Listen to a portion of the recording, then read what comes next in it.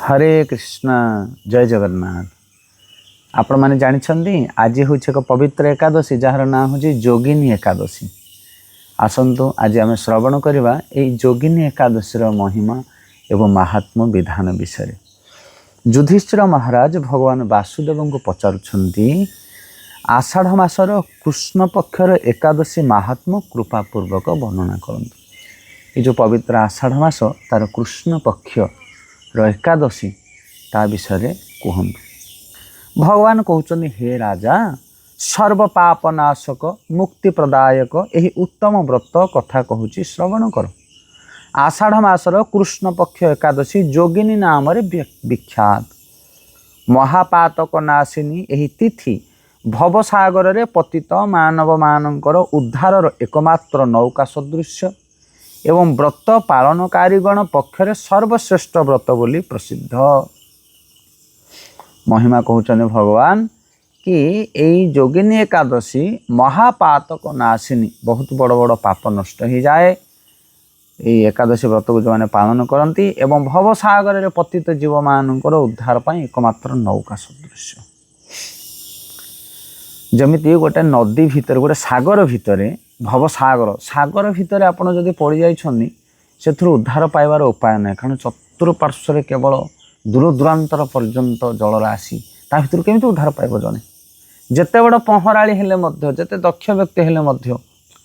सागर भितर किसी करें किंतु जदि सागर भितर गोटे नौका आसी जाए ताहले सहजरे उद्धार पाइपर। सेमिति भवसागर उद्धार पाई नौका सदृश होचे एकादशी पवित्र एकादशी व्रत। यही प्रसंग में तुमको एक पवित्र पौराणिक कहानी कहूँ। अलका नगरी रे शिव भक्ति परायण कुबेर नामक एक राजा बा नरपति थिले।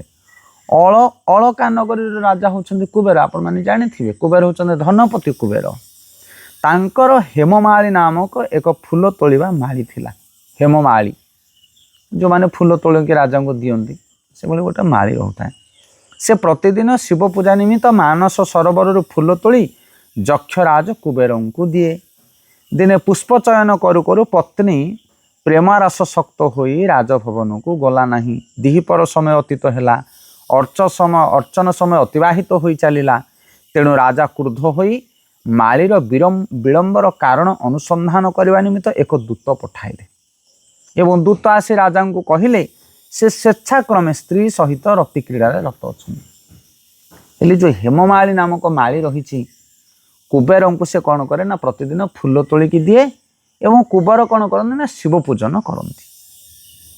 हेले दिनकर घटना ये माली कौन करा विलंब हो जाए फूल तोलिया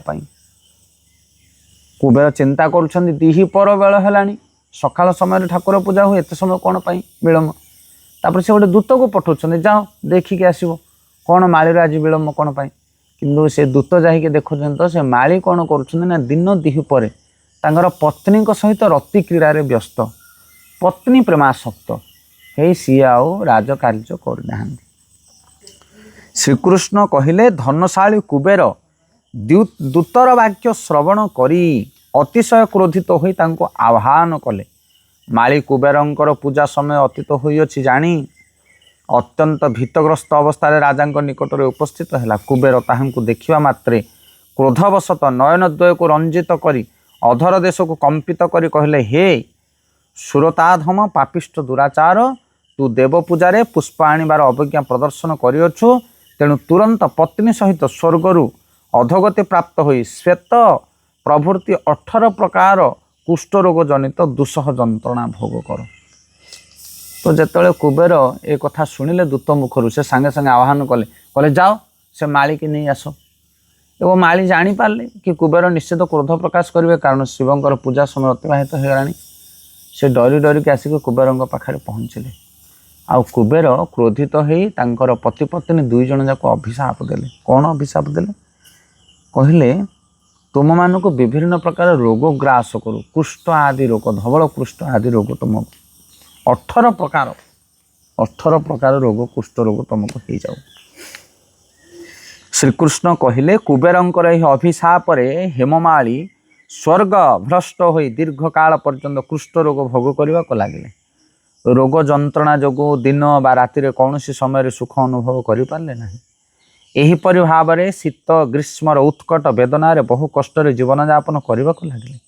किंतु दीर्घ काल पर्यंत माली महादेवंकर अर्चन पुष्प संग्रह फल शापग्रस्त हेले मध्य वैष्णव प्रवर शिव को स्मरण करने विस्मृत हुअन्ति नाही। देखो जितेबाला एभली 18 प्रकार भयंकर कुष्ठ रोग है हेममाली और तांकर पत्नी को बहु कष्ट से माने पाइले, बहु कष्ट बहु जंत्रणा एवं जितेबाला जंत्रणा से पाइले से किंतु जानी पारिले कि मोर तो पाप कर्म फल जो मु जंत्रणा पाउछि किंतु उपाय कौन, उपाय पाई से शिव को स्मरण करुले सर्वदा। देखो ये हूँ गोटे शिक्षार विषय वस्तु आम जीवन में आम आज जदि कौन बहुत बड़ भयंकर रोग पीड़ित अच्छे कि कौन प्रकार समस्या आम जीवन अच्छे कौन प्रकार दुख अच्छे ता कारण हूँ आम एथुर जना पड़ुचे यहाँ किंतु आम जाना दरकार जे आम कौन अधम कर्म जो पाप कर्म जो कष्ट भोग करुचे से प्रतिकार कौन ना से प्रतिकार हूँ आम किसी धर्म कार्य करवा किसी पुण्यमयी कार्य करवा जा फल दिन आसव आमर अधर्म कर्मर फल नष्ट होला परे आमे एबे आचरण करथिया धर्म कार्यर फल आमको फल। देखो आगो गला परे देखिए ये जो शिवंकर भजन ये करुथिला एते पीड़ा होता ताकू 18 प्रकार रोग पीड़ित थिला माली किंतु तथापि से शिवंकर भजन करुथिला ताकू उपशम केमिते मिलुची। दिने माली पत्नी सहित भ्रमण करी करी हिमालय प्रदेश रे श्री मार्कंडेय ऋषिंकर आश्रम रे उपस्थित हैला। कुष्ठ रोग पीड़ित और कंपित देह सपत्नी हेममाली को देखी श्री मार्कंडेय तांको पचारे तुम्हें काहा कतृक और किपर ये प्रकार कुष्ठ रोग ग्रस्त होइछ से उत्तर देला हे मुनिवर राजा धनद कुबेरंकर मु सेवक बा चाकर थिली मोर नाम हेममाली। तो से दिन कौन ही ना ये जो हेममाली पीड़ित अवस्था थे हिमालय पर्वत देश में परिभ्रमण करुए एवं मार्कंडेय ऋषिंकर आश्रम ऋषि जाकि पहुँचले। मार्कंडेय ऋषि जड़े प्रसिद्ध ऋषि आपण मैंने जानी प्रलय पर मार्कंडेय ऋषि जीवित थे से वर पाई तो से मार्कंडेय ऋषि जो एम देखिले पति पत्नी दिज को पचारे एत कष्ट कौन पाई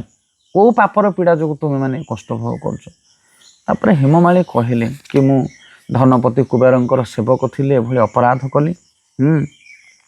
मानस सरोवर पुष्प चयन कर दिए दिने अवहेला जो मत एभली भाव राजा कौन कले दंडित कले।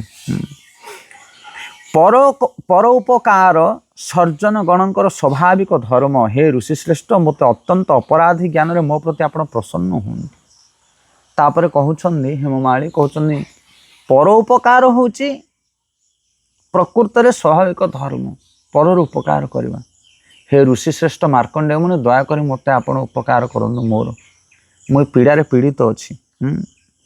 मते आपण अपराधी ज्ञान करी मो प्रति प्रसन्न हूँ। मु गोटे अपराधी मु कहनी पुण्य कर्म मु गोटे अपराधी दयाकोरी मते कृपा करंतु। दयार्थ चित्त मार्कंडेय मुनि कहले हे माली तुमर मंगल निमित्त शुभ फलप्रद गोटे व्रत उपदेश कहूअछि ताहा श्रवण कर। आषाढ़ मासर कृष्ण पक्षरे जोगिनी नामक एकादशी व्रत भक्ति भाव में पालन कर यही पुण्य व्रत प्रभाव में 18 प्रकार कुष्ठ व्याधि मुक्त हो। देख मार्कंडेय मुनि ठार कृपा पाइबापी हेले ये जो हेममाली केभली तार व्यवहार थिला से विनम्र थिला तांकर गुणगान कला कि साधु माने परोपकार करती आ मु हूँ अधम मु गोटे अपराधी आपण मत कृपा करनी से आमे जदि साधु सन्थ मानकर कृपा पाइबा चाहूचे ताहले प्रथमे निजको आमे अधम मन करवा दरकार किंतु आमे जतले साधु सन्थ महात्मा मान पाखु जाऊचे आमे निजर गुणगान करुचे मु द्वारका जाइथिले मु मथुरा जाइथिले मु या करुचे मु केबे आमिष खाऊनी निजर गुणगान करुचे साधुଙ୍କ प्रति तो साधु तुमको कौन कृपा करे से उल्टा तुमको कृपा मागे जहा बड़ पुण्यवंत लोक तुम्हें तुम्हें आमको कृपा करो गृहस्थ हो केते धर्म कार्य करुच तमें से साधु को कृपा करने जाइछ निजर गुणगान करने जाऊच ना साधु का आशीर्वाद आने जाऊच ये बहुत महत्वपूर्ण शिक्षा से आम जिते साधु सन्थ मान पाखे जाके निजर अपराध को मानिबा आज गृहस्थ जीवन में एत कष्ट पाचे कारण कौन कारण आम पूर्व अपराध करे निश्चित भाव में बड़ बड़ वैष्णव आचार्य मैंने भी कहते आम अपराधी मोसम पतित प्रभु ना पाइबे यार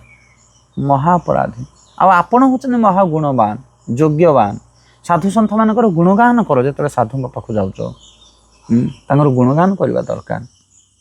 कि आम तांकर गुणगान नक निजर गुणगान कर लगुचे मुझे आमिष छाड़ी देचे मुझे या कर कि कृपा आम पाइबा ये हूँ कृपा पाइबार सबुठारु उत्तम मार्ग निजको हीन बोली भाविब एवं सामने थिबा अधिकारी व्यक्तिंकर गुणगान कर श्रीकृष्ण कहले ऋषिंकर उपदेश वाक्य श्रवण कर माली तांको साष्टांग दंडवत कला तो ये कौन कले ना ऋषि तांको आज जो व्रत पवित्र व्रत जोगिनी एकादशी ये एकादशी विषय मार्कंडेय ऋषि उपदेश देले कहले एकादशी को जब पालन करिवो ताहले तुमर उद्धार हो कारण मुनि ऋषि माने जानती आमे जो अधम कार्य करुचे या पाने बोली आमर उपकार कौन बा कौन करने द्वारा आम एथुर उद्धार पाई परिबा आमे गृहस्थ माने छाटी पिटी होगी जंत्रणा भोग करुचे जमी गोटे बीमारी को बीमार होती से बहु प्रकार मेडिसिन खाइब जुआड़ चाहिए सियाड़ ओष खाई नब कि जेपर्यंत उपयुक्त मेडिसिन ताकू न मिली से पर्यंत रोग निराकरण हेनी उपयुक्त मेडिसिन किए जाना जे उपयुक्त डॉक्टर होते आमे जो संसार भितर आम दुख को हरण करने विभिन्न प्रकार उपाय खोजुचे धन रोजगार करी सुंदर झील बाहा पड़ी या करी से करी या द्वारा दुख चली ये उपयुक्त मेडिसिन नुह साधु सन्थ मान पाखु जाओ जो मैंने मुक्त पुरुष से पाखे हृदय खोलिकी तुम वेदना को जना तुम रोग को कह तापर से उपयुक्त प्रेस्क्रिप्शन लिखे जो मेडिसिन खाले तुम भल हो ये हेममाली निजर दुखर कथरा अभिशापर कथा सब कहला से लुचेलानी तापर मार्कंडेय मुनि कौन कले ना कृपा करके उपयुक्त मार्ग देले तुम यही एकादशी व्रत को पालन कर तुमर पाप नष्ट हो ये महत्वपूर्ण शिक्षा तापर ऋषिंकर उपदेश वाक्य श्रवण कर माली तांको साष्टांग दंडवत कला ततिविधि प्रणिपातेन पर अतिशय आनंद सहकारे सही आदेश अनुसार निष्ठार सहित जोगिनी व्रत पालन कर समस्त प्रकार रोगमुक्त है पत्नी सहित खुशी जीवन यापन करने को लगे हे युधिष्ठिर यही व्रत उपवासर महात्म्य कीर्तन कली यही व्रत पालनकारी 88 सहस्र ब्राह्मण भोजनर फल प्राप्त होता है जो व्यक्ति यही पापनाशिनी और पुण्य फलदायका जोगिनी एकादशी कथा पाठ और श्रवण करे से सर्व पापर मुक्त हुए जो माने एकादशी व्रत को पालन करेंगे से माने 88 सहस्र ब्राह्मण भोजन देले जेतिकी पुण्य सेतिकी पुण्य प्राप्त हुए आउ जो माने एकादशी व्रत को पठन करेंगे श्रवण करेंगे से समस्त प्रकार पाप नष्ट हो से ये महान व्रत एकादशी व्रत को गंभीरतापूर्वक पालन करने दरकार एवं शेष पाराग्राफ आम शुणिले कि जितेबाला हेममाली शुणुंट उपदेश ताकू गंभीरतापूर्वक ग्रहण कर ये हूँ आम मानकर कर्तव्य साधु सन्थ महात्मा गुरु वैष्णव माने जो उपदेश दियंती ताकू आम श्रद्धार सहित जदि ग्रहण करवा पालन करवा ताले तार फल मिले ताकू कह साधु सेवा ताकू कह वैष्णव सेवा गुरु सेवा गुरुंकर दुई प्रकार सेवा रहे गोटे है बपु सेवा गोटे है बाणी सेवा बपु सेवा माने तांकर शारीरिक सेवा तांको वस्त्र धौत करवा तांको भोजन प्रस्तुत करवा शरीर जहाँ आवश्यक कार्य से भाया सेवा करने द्वारा ताको शारीरिक सेवा कहुए बपु सेवा कि बाणी सेवा माने गुरु जो उपदेश देवे ताको पालन करने द्वारा मध्य गुरुंकर आशीर्वाद रहे तेणु एठी हेममाली ता पत्नी सहित से मार्कंडेय मुनिकर कौन शारीरिक सेवा कर पार नथिले प्रणाम करथिले केवल किंतु तांकर उपदेश को गंभीरतापूर्वक श्रद्धापूर्वक पालन कले से एत बड़ महामारी रोगरू से उद्धार पाइले अभिशाप मुक्त हेले एवं समस्त प्रकार पाप तांकर नष्ट होता आपण कहे ताहले एकादशी व्रत केमिति पालन करा जिवो सहज उपाय आम वीडियो बनई छाड़ीचे आप चैनल कि एकादशी व्रत को केमिति पालन करेंगे मासक दुईटा एकादशी वैष्णव मत अनुसार शुक्लपक्ष कृष्णपक्ष एकादशी एकादशी सबुठारु बड़ नियम है आपण मैंने कौन प्रकार शस्य जातीय जिनस खाइबे ना जमी धान गहम मुग मांडिया ये सब जिनस को आम खाइबा ना एवं ता सहित टिके फलमूल खाई पारिबे कौन प्रकार उपयुक्त पनीपरिया नहीं टिके संतुला करके आपण मैंने खाई पारिबे किंबा पणा पानी पीकी अतिबाहित करें समय एवं ये तो पालनर जिनिस आ ग्रहण जिनिस हूँ एकादशी पूरा दिन आपण मैंने भगवान नाम भोजन करूँ जप करूँ कलिजुगर जुग धर्म है हरिनाम संकीर्तन अधिकरू अधिक समय आप जप करें जदि आज कहार किसी अशौच हो जाए तो पूजा पाठ करें ना मंदिर को जापारे ना କିମ୍ବା କିଏ ଗୋଟେ ଅଲଗା ଜାଗାରେ ଅଛି, କୌଣସି ଟ୍ରେନ୍ ଉପରେ ଅଛି, ଯାତ୍ରା କରୁଛି, ରାସ୍ତାରେ ଅଛି, କିମ୍ବା ଅଲଗା ଜାଗାରେ ଅଛି ଯେଉଁଠି ଠାକୁର ପୂଜାର ବ୍ୟବସ୍ଥା ନାହିଁ, ତ ସେଠି ସେ କ'ଣ କରିପାରିବେ? ସେ ଭଗବାନଙ୍କର ନାମ ଜପ କରିପାରିବେ, ଶାସ୍ତ୍ର ଅଧ୍ୟୟନ କରିପାରିବେ। ଏସବୁ ଜିନିଷ ଦିନ ତମାମ କରିବା ଦରକାର ଏବଂ ଯାହା କରିବା ଆବଶ୍ୟକ ନୁହଁ, ଅତି ଆବଶ୍ୟକ ନୁହଁ, ସେଭଳି କାର୍ଯ୍ୟରୁ ଟିକେ ଦୂରେଇ ରହିବା ଦରକାର। ଏମିତି ନୁହଁ ଯେ କୌଣସି ମେଡ଼ିକାଲ କାମରେ କିମ୍ବା କୌଣସି ଅଫିସିଆଲ କାମରେ ଆଜି ପଳେଇଛ, ଦିନ ସାରା ସେଠି ବସି ବସି ସମୟ ଗଲା। ସେସବୁ କାର୍ଯ୍ୟ ଯଦି ଏତେ ଜରୁରୀ ନୁହଁ, ତାହେଲେ ଆପଣମାନେ କାଲିକି ରଖିଦିଅନ୍ତୁ, ପରଦିନକୁ ରଖିଦିଅନ୍ତୁ। ଏକାଦଶୀରେ ଅଧିକରୁ ଅଧିକ ନାମ ଜପ କରନ୍ତୁ, ଆଜ୍ୟ ବାଜ୍ୟ ଲୋକଙ୍କ ସହିତ ମିଶନ୍ତୁ ନାହିଁ, ଅତି ନିହାତି କାର୍ଯ୍ୟ ନହେଲେ ସେଭଳି କାର୍ଯ୍ୟ କରିବା ପାଇଁ ଇଚ୍ଛା କରନ୍ତୁ ନାହିଁ। ଭଗବାନଙ୍କର ଭଜନ କୀର୍ତ୍ତନରେ ମତି ଦିଅନ୍ତୁ। ଏକାଦଶୀ ବହୁତ ଫଳଦାୟକ ଏକାଦଶୀ। ଏକାଦଶୀ ବ୍ରତକୁ ପାଳନ କଲେ ଆପଣଙ୍କୁ ଅଧିକରୁ ଅଧିକ କୃପା ମିଳିବ, ଭଗବତ କୃପା ମିଳିବ, ସାଧନରେ ଆପଣମାନେ ସିଦ୍ଧି ପ୍ରାପ୍ତ ହୋଇପାରିବେ। ବହୁତ ବହୁତ ଧନ୍ୟବାଦ। ହରେ କୃଷ୍ଣ।